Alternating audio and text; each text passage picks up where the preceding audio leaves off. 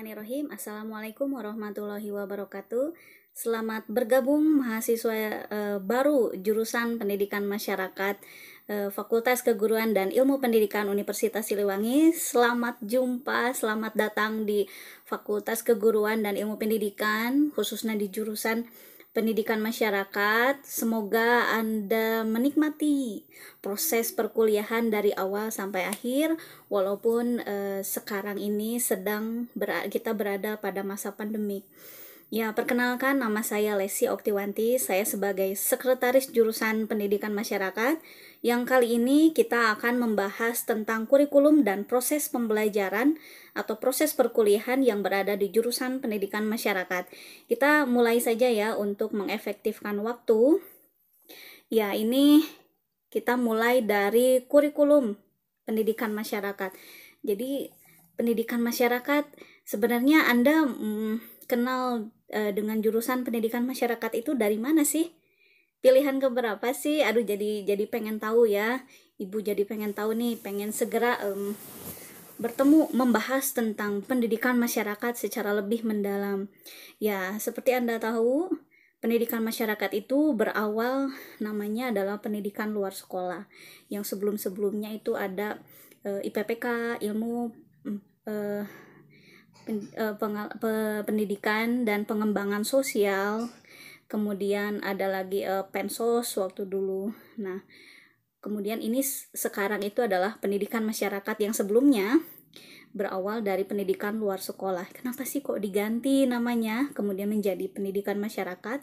Yang mungkin tadi ketua jurusan kita sudah memaparkan panjang lebar ya terkait dengan pendidikan masyarakat, atau nanti kita bahas secara gamblang tentang kenapa sih nama jurusannya itu jurusan pendidikan masyarakat. Apa sih jurusan pendidikan masyarakat itu? Ya, Ibu bahas sedikit saja ya. Jadi pendidikan masyarakat itu adalah pendidikan untuk mencerdaskan, memberdayakan, dan memajukan individu dengan sistem sosial masyarakatnya, baik itu keluarga, kelompok, komunitas yang berada dalam masyarakat itu. Nah, ini kita lihat di sini ya, profil lulusan. Jadi Anda nanti setelah lulus itu akan menjadi apa sih gitu. Nah, ternyata ya kita lihat di sini ya. Anda di sini itu profil lulusannya menjadi seorang pendidik masyarakat dan kemudian pengelola program dan satuan pendidikan masyarakat. Apa sih pendidikan masyarakat itu? Nah, di sini kita lihat ya, pendidik masyarakat itu di sini adalah tenaga profesional yang memiliki kompetensi. Jadi nanti itu Anda akan memiliki kompetensi dalam memberdayakan masyarakat melalui pengelolaan pembelajaran, bimbingan dan pelatihan, penelitian dan pengabdian kepada masyarakat dalam bidang pelatihan, pemberdayaan masyarakat, dan juga bidang pendidikan non-formal dan informal. Apa sih contohnya pendidik masyarakat itu yang seperti apa? Pendidik dari pendidikan masyarakat ya. Ya, pendidik dari pendidikan masyarakat itu contohnya di sini ada pamong belajar, ada fasilitator pemberdayaan masyarakat, ada tutor, instruktur, widya iswara, tenaga pendamping desa, dan pendidik sosial lainnya ya. Nah, kemudian yang kedua, kita itu profil lulusannya selain menjadi pendidik itu kita berkompeten menjadi seorang pengelola program dan satuan pendidikan masyarakat. Ini menyediakan pengelola pendidikan masyarakat itu dia mengelola program-program dan satuan pendidikan masyarakat mulai dari perencanaan, pengorganisasian, pengelolaan, evaluasi sampai ke pengembangan program-program baik itu di bidang pelatihan, pemberdayaan masyarakat maupun pendidikan non formal dan informal. Kita lanjut ya. Nah, ini kurikulum dalam pendidikan masyarakat itu apa saja sih? Nah, dalam kurikulum pendidikan masyarakat itu hampir setiap tahun itu berubah sesuai dengan menyesuaikan dengan kebutuhan dan ipteks. Nah, pembaharuan itu tidak serta-merta kita sendiri yang ubah, jurusan sendiri yang ubah, tetapi itu adalah sudah hasil dari bersinergi, kita berkolaborasi dengan stakeholder, dengan pakar, dengan asosiasi profesi, alumni jurusan juga kita guide untuk mendapatkan pembaharuan kurikulum yang lebih tepat gitu di dunia kerja. Lalu kemudian FGD, seminar, workshop, dan research study. Nah, sehingga jurusan pendidikan masyarakat ini, FKIP Universitas Siliwangi ini menyelenggarakan pendidikan dengan satuan kredit semester. Nah, satuan kredit semester atau yang kita kenal dengan sistem SKS ini, bukan sistem kebut semalam ya, tapi satuan kredit semester. Satuan kredit semester itu ada 3. Ada mata kuliah umum. Kalau mata kuliah umum yang kita kenal ada di sini. Ada 6 mata kuliah yang nanti Anda akan dapatkan, yakni ada mata kuliah Pancasila, Bahasa Inggris, Bahasa Indonesia, kemudian PKN, kewirausahaan. Nah, itu beberapa mata kuliah umum. Lalu kemudian Anda juga nanti akan mendapatkan mata kuliah khusus.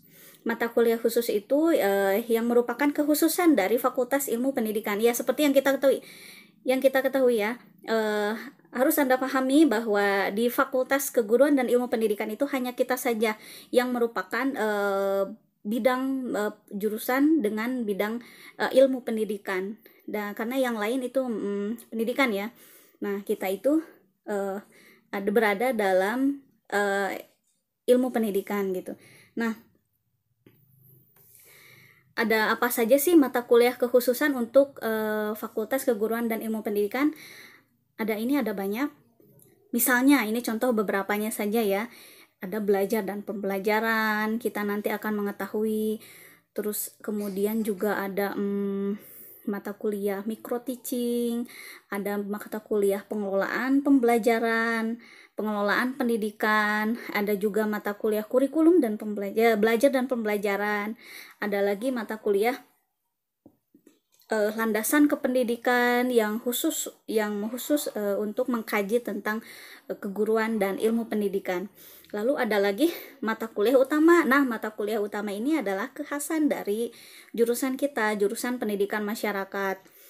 Ada banyak nanti yang akan Anda pelajari, mulai dari teori, praktiknya, dan program-program magang yang lain. Nanti Anda akan sangat senang gitu belajar dengan pendidikan masyarakat. Kenapa? Karena pendidikan masyarakat ini sesuai dengan kajian dari Merdeka Belajar. Merdeka Belajar itu mengharuskan kita untuk belajar, bagaimana belajar, learning how to learn, learning how to do, learning how to be. Bagaimana kita belajar menjadi seseorang, bagaimana kita belajar, bagaimana belajar untuk belajar gitu. Nah, kemudian bagaimana belajar untuk melakukan sesuatu dengan yang terbaik. Sehingga ketika kita menganalisis masyarakat, itu adalah sebenarnya bagaimana kita mengarahkan diri kita supaya kita bisa jauh lebih baik ke depan sesuai dengan kebutuhan dan pangsa pasar dunia. Seperti itu. Mata kuliahnya apa saja sih? Nah, tadi kan disangkut pautkan ya bahwa kita itu jurusan kita itu ada pemberdayaannya. Nah, sudah pasti nanti Anda akan mendapatkan mata kuliah tentang bagaimana caranya kita memberdayakan masyarakat sebagai pendidik. Bagaimana kita bisa menjadi seorang fasilitator yang memfasilitasi dengan baik. Bagaimana kita mendidik masyarakat supaya dia berdaya melalui pelatihan, melalui pemberdayaan masyarakat, melalui pendidikan non-formal dan informal. Pendidikan non-formal informal itu yang seperti apa? Ya, seperti kita kenal ada ya dengan istilah PKBM atau Pusat Kegiatan Belajar Masyarakat, atau dilihat dari satuannya. Satuannya ada satuan SKB, Sanggar Kegiatan Belajar. Ada LKP, lalu ada juga banyak lembaga-lembaga yang menyelenggarakan kegiatan pendidikan masyarakat. Nah, di luar dari satuan pendidikan masyarakat pun terdapat lembaga-lembaga yang menyelenggarakan pendidikan masyarakat. Misalnya seperti apa? Misalnya dinas sosial, dia menyelenggarakan program harapan, keluarga harapan. Itu kan pembinaannya merupakan bagian dari profesi pendidikan masyarakat. Lalu tadi ada tenaga pendamping desa, itu adalah salah satu atau bagian dari pendidikan masyarakat yang menangani tentang bagaimana kita mencerdaskan, memberdayakan, memajukan individu maupun kelompok masyarakat supaya dia bisa berdaya. Helping people to help themselves, bagaimana kita memberdayakan masyarakat supaya mereka bisa berdaya. Lanjut ya, ini ada beban belajar melalui SKS. Nah, program sarjana Penmas FKIP ini memiliki beban belajarnya sebanyak minimal 144 dan maksimal 148. Nah, kita tempuh, ini boleh ditempuh paling lama itu 7 semester, sehingga Anda ada kemungkinan 3,5 tahun itu bisa lulus gitu, lulus lebih cepat. Kalau dulu 5 tahun, nah sekarang itu bisa sampai 3,5 tahun. Lanjut ya, beban SKS 1 SKS itu bagaimana sih? Nah, beban 1 SKS itu adalah secara realnya dilaksanakan secara tatap muka 50 menit, kemudian ada penugasan sebanyak 60 menit per minggu per semester, dan kemudian kegiatan mandirinya adalah sebesar atau sebanyak 60 menit per minggu per semester. Itu adalah 1 SKS, lumayan banyak ya.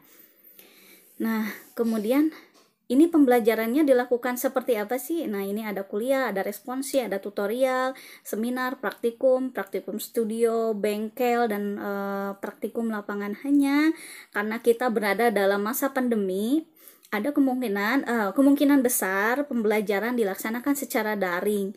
Anda nanti akan lebih berkaitan erat dengan perangkat-perangkat pembelajaran yang dapat membantu pembelajaran secara daring. Misalnya kita punya Google Meet Unsil, dengan Meet Unsil, atau kita menggunakan Zoom pembelajarannya, lalu juga kemudian menggunakan Edmodo gitu, Google Classroom dan lain-lain. Nanti Anda harus mempelajari harus update mengenai proses pembelajarannya. Nah, kemudian lanjut ya. Nah, beban belajar mahasiswa itu seperti apa sih? Coba sebentar ya. Nah, ini mahasiswa pada semester selanjutnya, beban yang boleh diambil mahasiswa FKIP Unsil itu jika ketika semester pertama itu dia mendapatkan IPK-nya itu di atas 3, maka dia boleh untuk semester selanjutnya mengambil sebanyak 24 SKS. Hanya kalau misalnya dia dari 2,5 sampai 2,99 IPK-nya, maka untuk semester depan dia hanya boleh mengambil maksimal SKS 23. Kalau turun lagi, misalnya dari 2 sampai 2,49 SKS, IPK-nya 2,49, maka dia hanya bisa mengambil 22 SKS. Nah, jika 1,5 ya, semoga tidak terjadi ya, mudah-mudahan Ibu doakan semuanya bisa mencapai grade beban belajar IPK-nya itu lebih dari 3, sehingga semuanya dapat mengambil maksimal 24 SKS setiap semester, sehingga 7 semester atau sebesar 3,5 tahun Anda bisa lulus gitu dengan cum laude. Amin. Nah, ini bagaimana sih penentuan mata kuliahnya? Ya, mata kuliahnya atau KRS ya, kartu rencana studinya itu untuk memenuhi kredit itu dilakukan beserta atas persetujuan oleh dosen wali. Nanti Anda dibagi dosen wali ya. Nah, nanti ada kalender akademik yang mengatur kapan Anda bisa mengontrak mata kuliah kartu rencana studi. Nah, kemudian apakah bisa diganti atau dibatalkan? Bisa. Tapi dalam rentang waktu pengisian KRS dalam kalender akademik. Seperti itu. Lanjut ya. Nah, ini kartu rencana studi. Jadi, kartu rencana studi itu apa sih? Kartu rencana studi itu adalah daftar mata kuliah yang ditawarkan pada semester yang akan datang atau yang akan ditempuh oleh mahasiswa. Itu bisa dibuka di mana ya? Di Simak Unsil ac.id.ac.id. simak.unsil.ac.id. Nah, itu kartu rencana studinya itu harus diisi oleh mahasiswa dengan persetujuan dosen wali. Jadi kalau belum ada komunikasi dengan dosen wali, Anda tidak diperbolehkan untuk mengontrak mata kuliah. Apalagi kalau Anda mengontrak mata kuliah ke atas. Misalnya Anda semester 1 kontrak mata kuliah ke semester 3 tapi tidak dengan persetujuan dosen wali, itu sangat tidak diperbolehkan karena berhubungan erat dengan rencana-rencana studi Anda ke depan, supaya kita lebih mudah. Dan banyak prasyarat utama sebelum Anda mengontrak mata kuliah yang akan ditempuh gitu. Kemudian ini perubahan kartu rencana studi untuk semester yang berjalan, yaitu ada pembatalan, penambahan. Nah, itu diperbolehkan dengan adanya pembatalan, penambahan, penggantian melalui dosen wali. Nanti dosen walinya akan mereject untuk mata kuliah yang dibatalkan atau akan meng-accept untuk mata kuliah yang diperbolehkan, seperti itu. Sehingga ketika Anda sudah mengklik mengontrak mata kuliah, hubungi dosen yang bersangkutan untuk konfirmasi accept KRS-nya, seperti itu. Lanjut ya. Nah, ini mata kuliah yang akan Anda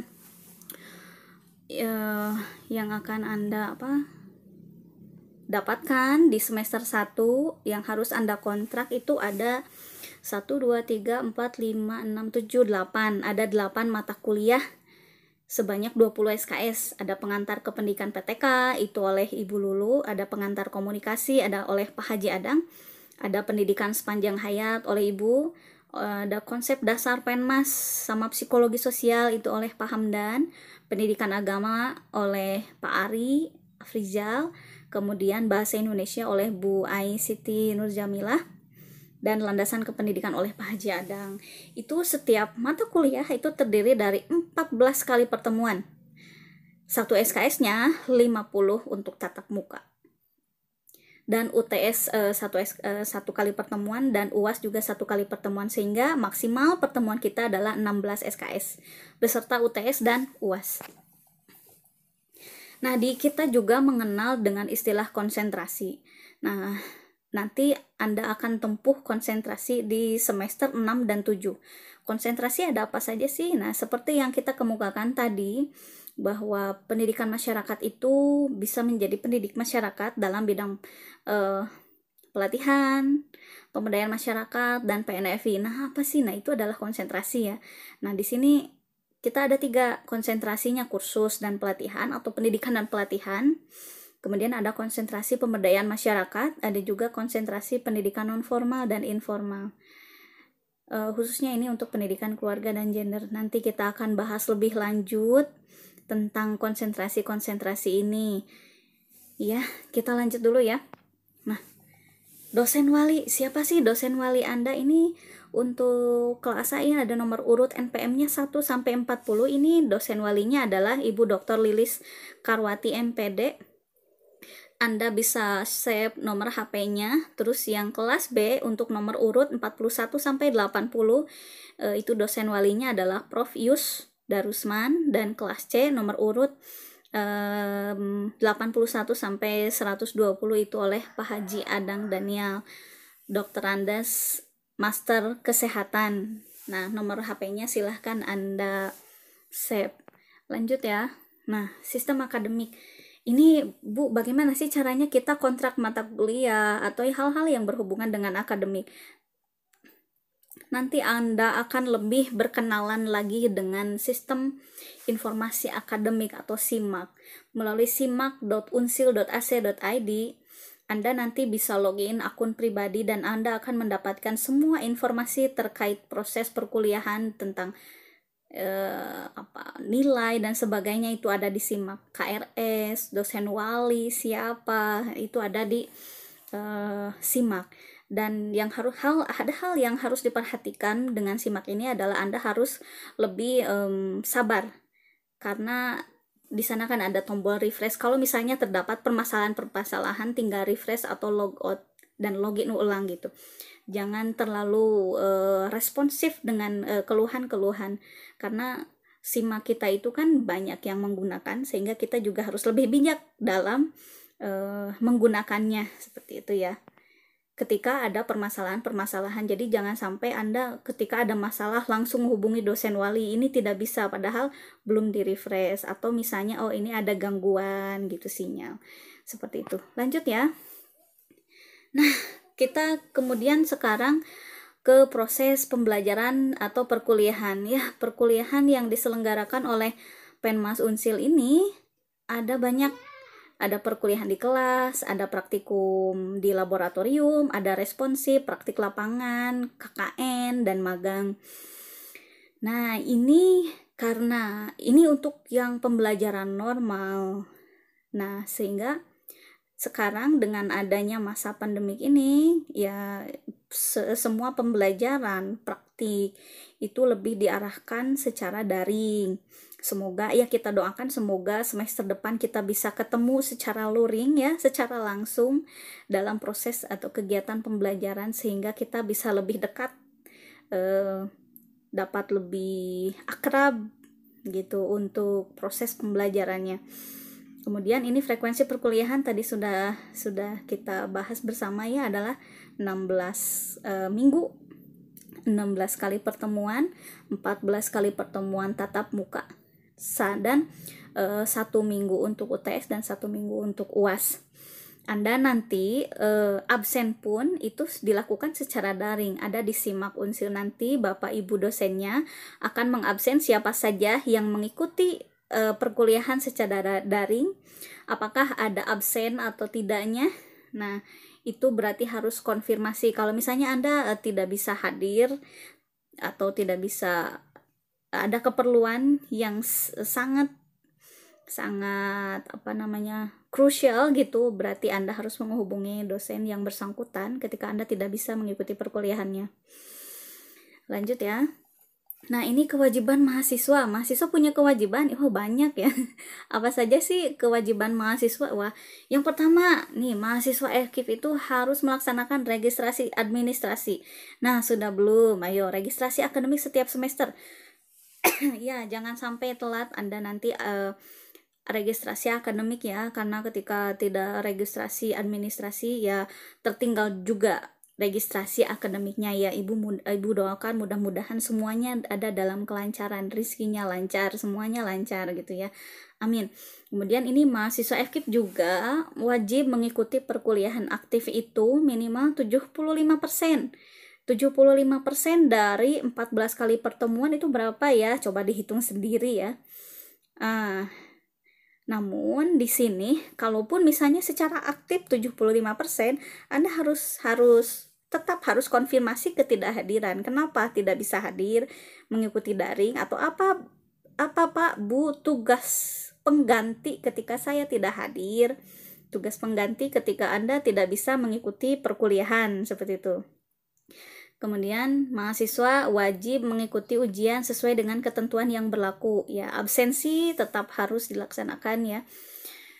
Walaupun Anda misalnya mengikuti kegiatan ujian tetapi Anda tidak melakukan absensi ya, tetap dianggapnya tidak melakukan ujian, seperti itu. Jadi absennya harus dan ujiannya juga harus dilaksanakan gitu. Terus mahasiswa FKIP ini wajib berpenampilan dan berperilaku sopan selama berada di lingkungan kampus sesuai dengan norma yang berlaku. Bagaimana sih nanti kalau misalnya Anda itu ikut perkuliahan? Nah, kalau di Penmas, karena kita ini orang sosial dan pendidikan gitu, otomatis kita harus tidak serta-merta kita pendidik masyarakat kemudian bajunya harus rombeng, tidak ya, karena pendidik masyarakat justru yang paling dilihat oleh masyarakat. Bagaimana masyarakat bisa percaya kepada kita bahwa kita itu pendidik masyarakat kalau dalam penampilannya saja tidak menunjukkan bahwa kita pendidik gitu. Sehingga ketika proses pembelajaran pun harus sadar, harus legowo bahwa sebagai pendidik itu harus yang berpakaian yang sopan, bajunya berkerah. Kalau misalnya menggunakan kaos, ya kaosnya yang berkerah, menggunakan kemeja yang sopan, celananya juga tidak celana jeans, tapi celananya celana bahan. Diusahakan Anda menggunakan sepatu yang sopan. Kemudian untuk perempuan, bagi perempuan yang menggunakan hijab, hijabnya juga yang sopan. Yang sopan itu yang seperti apa ya? Kedepannya menutup aurat gitu. Jadi tidak ada yang kesininya tertutup, kemudian belakang terbuka, atau misalnya menjadi seperti lepet gitu. Tidak disarankan ya, sehingga ya memang harus sopan gitu. Lalu kemudian mahasiswa wajib mengikuti kegiatan kulikuler yang menjadi prasyarat mengikuti ujian akhir ya. Untuk mahasiswa kita mempunyai mata kuliah sebanyak sekitar 68 mata kuliah wajib yang wajib Anda ikuti gitu. Sehingga ketika nanti setelah lulus Anda bisa mengikuti sidang itu kalau Anda sudah kontrak semua mata kuliah kecuali skripsi gitu. Atau kecuali skripsi, seperti itu ya. Kita lanjut. Nah, yang keenam apa nih? Mahasiswa juga ini wajib mengikuti kegiatan Ombus ya, yang sekarang kita sedang laksanakan. Kemudian nanti kita akan belajar tentang pendidikan bela negara. Kemudian ada program bebas buta huruf Al-Quran atau B2 Haki. Ini program-program wajib selain program kulikuler yang harus Anda laksanakan. Kemudian juga mahasiswa FKIP wajib mengikuti MABIM atau masa bimbingan yang diselenggarakan oleh HMJ yang menjadi prasyarat untuk mengikuti ujian akhir ya. Nanti mungkin akan dijelaskan lebih lanjut oleh HMJ-nya ya, atau himpunan mahasiswa jurusan. Kemudian yang terakhir adalah mahasiswa FKIP wajib mengikuti TELP atau Test of English Language Proficiency. Nah, ini skornya mahasiswa yang mengikuti TELP itu adalah sebesar 400 dan itu digunakan sebagai prasyarat Anda menempuh ujian akhir. Lanjut ya. Nah, untuk penilaian. Nah, ini untuk penilaiannya bagaimana sih, Bu? Nah, penilaian, kalau Anda yang mendapatkan hasil yang sangat baik, berarti nilai Anda adalah 4. Kalau nilainya baik saja, itu berarti B. Kalau nilainya 3 ya. Kalau misalnya nilainya cukup, ya berarti C atau 2. Kalau D, 1 atau kurang. Kalau E, ya 0 atau gagal. Berarti harus mengulang D dan E itu. Nilai kelulusan minimal itu nilainya apa? C. Usahakan Anda memiliki nilai minimal C. Hanya yang nilai, kalau misalnya mau cum laude atau menjadi mahasiswa terbaik, ya usahakan Anda memiliki mendapatkan atau memperoleh nilai itu minimal B ya. Usahakan ya, mudah-mudahan kita semua bisa ya. Kemudian ini mahasiswa yang mengambil mata kuliah ulang, yang mengulang mata kuliah gitu ya. Terus nilai mana yang diambil adalah nilai yang tertinggi gitu. Mahasiswa yang mendapatkan nilai E dan D ini wajib mengulang pada program pembelajaran dan ujiannya juga wajib mengulang untuk mahasiswa yang mendapatkan atau memperoleh nilai E dan D. Nah, jumlah nilai D pada transkrip akademik itu maksimal 2. Jadi tidak boleh lebih dari 2 mata kuliah yang mendapatkan nilai D. Usahakan minimal C gitu. Nah, D itu adalah tidak boleh pada mata kuliah umum, misalnya Pancasila, kewarganegaraan, bahasa Indonesia, agama. Sehingga harus segera mengulang kalau ada mata kuliah umum yang memiliki memperoleh nilai D gitu. Kemudian mahasiswa yang memperoleh nilai C dan B dapat melakukan perbaikan nilai dengan mengikuti program pembelajaran dan ujian semester reguler, sehingga yang diakuinya nanti adalah nilai tertinggi. Jadi kalau misalnya Anda kurang puas dengan hasil dengan perolehan nilai B, ya Anda bisa melakukan pengulangan atau mengulang kontrak mata kuliah. Nah, nilai itu di mana sih dapat kita lihat ya? Nilai hasil ujian itu diumumkan secara daring. Perbaikan sebelum menjelang yudisium semester. Jadi perbaikannya itu sebelum menjelang yudisium semester gitu. Nah, jika tidak ada perbaikan, Anda tidak memperbaiki, mengabaikan seperti begitu saja ya, berarti Anda dianggap tidak lulus atau Anda mendapatkan E. Seperti itu.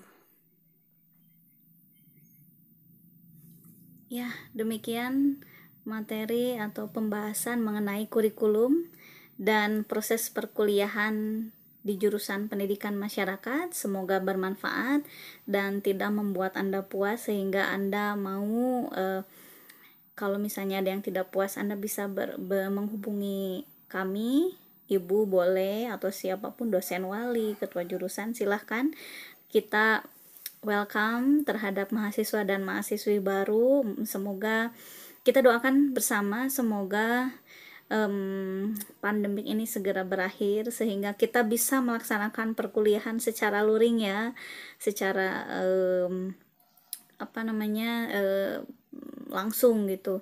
Namun jangan sia-siakan jangan sia-siakan krisis ini. Tetaplah Anda produktif di rumah, belajar di rumah, bekerja di rumah, ibadah di rumah, semua dilakukan di rumah, dan hati-hati dan gunakan protokol kesehatan sehingga kita bisa safe dimanapun gitu, dan kita tidak memperluas virus itu ya. Itu demikian. Terima kasih atas perhatiannya. Wabillahi taufiq wal hidayah. Wassalamualaikum warahmatullahi wabarakatuh.